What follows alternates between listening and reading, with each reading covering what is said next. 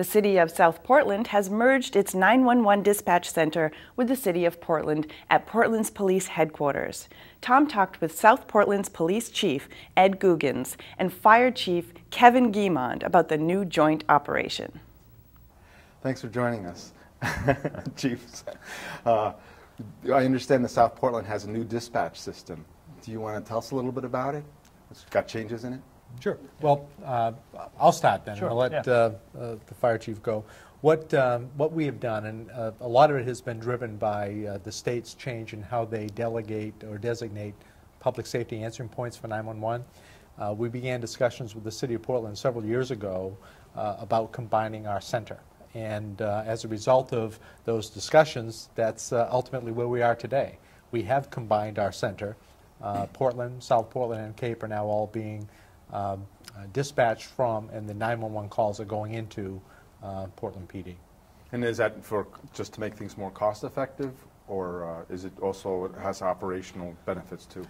A little bit of both. I'll talk about the cost piece, and then Kevin can jump in on the operational aspects of it. The costs, the benefits are, we all see an increase in our workload, and we would have to add staff. So by combining staff, what you get is you get more efficiency in how you can use them and get the job done. So over the long term, yes, there will be cost savings. Initially, no. We've preserved the jobs of the individuals involved, and they are doing a lot of good work, but we feel that there will be cost savings in not having to duplicate equipment, not having to hire additional staff to get these efficiencies, because you already have them in the room.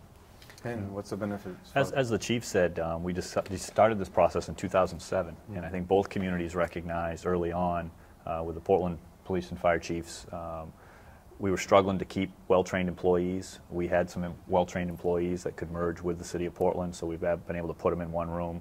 A lot easier training. There's always vacancies in that room because of turnover, working nights, just a natural progression. But operationally what it does, when you dial 911, there's a person about 12 feet away from the person that's going to put it out on the radio for both communities, along with Cape Elizabeth.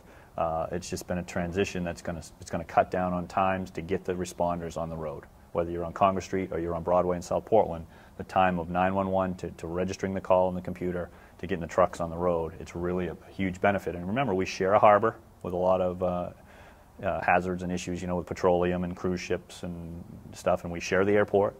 And that interaction between the dispatchers is only going to help the responders get to the public quicker.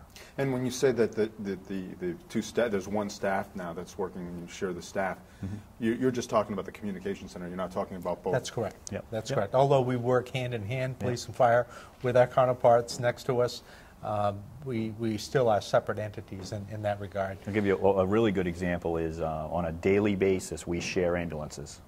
Every day, almost, a med-Q comes to South Portland or an ambulance comes across the bridge with a paramedic. And that now has cut down that time to get the ambulance over because they're put out, the call is put out at the exact same time. So there's no delay. So there's one place making those decisions and having everything go out. How long has this been in effect now, or is it just starting? Well, we just actually did the merger, 3 weeks ago, 4 weeks ago? Yep. And for the benefit of the people that are listening to this interview, how does it affect the public? And you will see some changes, but when you call us, it should be seamless. The changes you will see is when you actually enter our building. There's no one now behind the glass. Our dispatchers used to be located in our front lobby.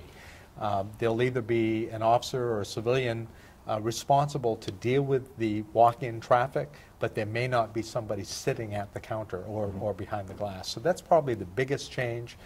As far as the public contacting us, we've revised what we call our phone trees when you call in to make it easier to get a hold of us without going through a dispatcher. But everything now is emanating out of Portland. Have you seen a situation that's come up that's really, in the last 3 weeks that was like, wow, we're really glad we did this? I can't say I've had one come up except for the fact that because of the radio piece of this, just being aware of what's going on in the two communities is much easier now. Yeah, we've actually, through a port security grant a few years ago, we've been able to upgrade our radios and actually merged our radio systems with the City of Portland as well. So it's the fire department side of the house, we're going to be sharing operational channels.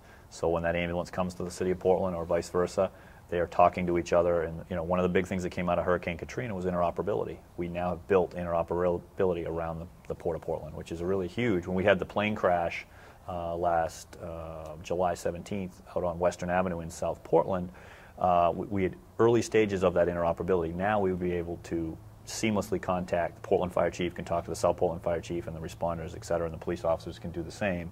I mean, the crime doesn't stop at the bridge. You know what I mean? We have to work together, and now we're able to talk together, which is really, it's been a great asset. Great. Well, thanks a lot for joining us. I really appreciate it. Thanks for having us. Okay. Take care.